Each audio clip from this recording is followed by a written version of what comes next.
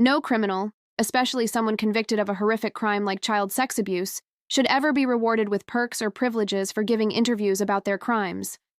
Instinctively, that idea feels repugnant to us as Americans. Yet that is exactly what Donald Trump's Justice Department appears to have done in the case of Ghislaine Maxwell. Convicted for her role in Epstein's large-scale child sex abuse operation, Maxwell was interviewed in prison by none other than Trump's former personal defense attorney, who had since become the second-ranking official in the Justice Department.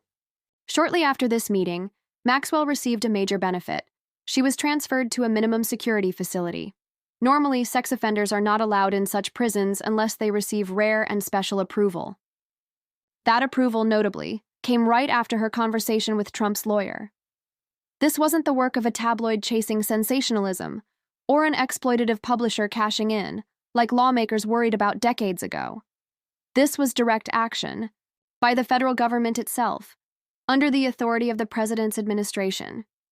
And the interview wasn't exactly tough or probing. At one point, Maxwell volunteered information that multiple members of President Trump's cabinet had personal ties to Jeffrey Epstein. The exchange is recorded on tape.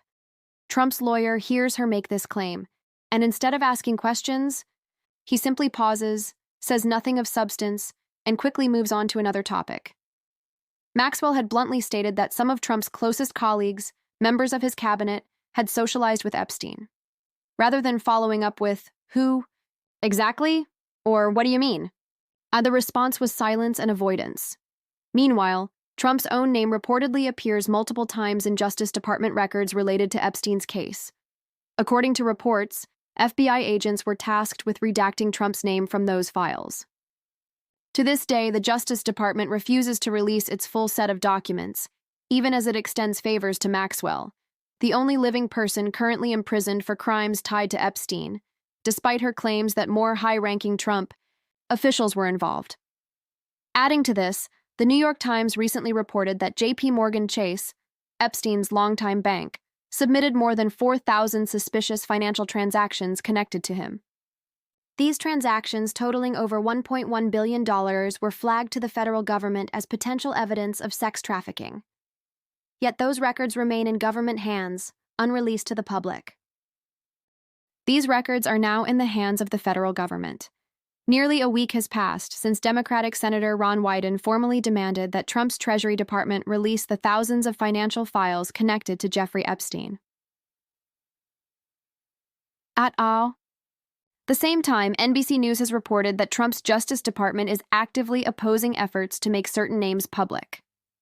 Specifically, they are fighting NBC's request to unseal the identities of two individuals who Epstein paid in 2018, one receiving $100,000, the other $4 million. Federal prosecutors described both as potential co-conspirators and suggested those payouts could amount to witness tampering. Despite that, Trump's Justice Department has formally asked a federal judge to keep their names redacted. And now, another revelation, something President Trump himself insisted did not exist.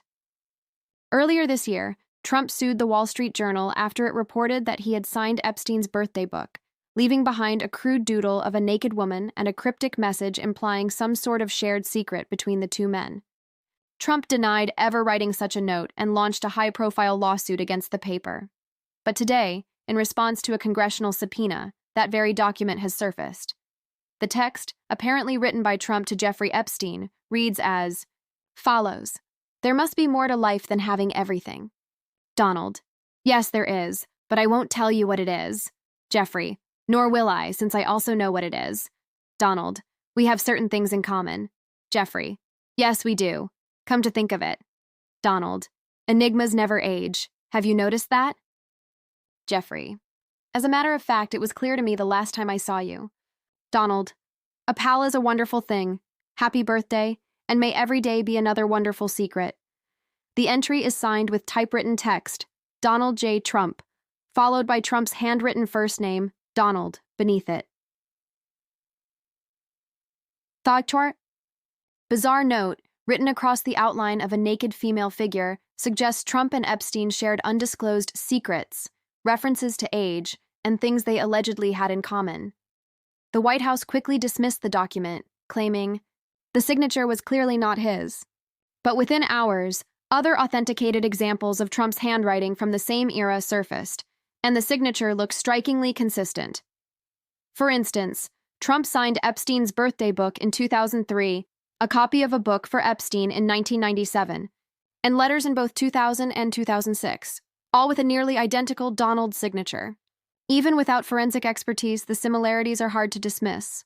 If the White House's entire defense is based on the idea that these signatures don't match, it's a weak argument.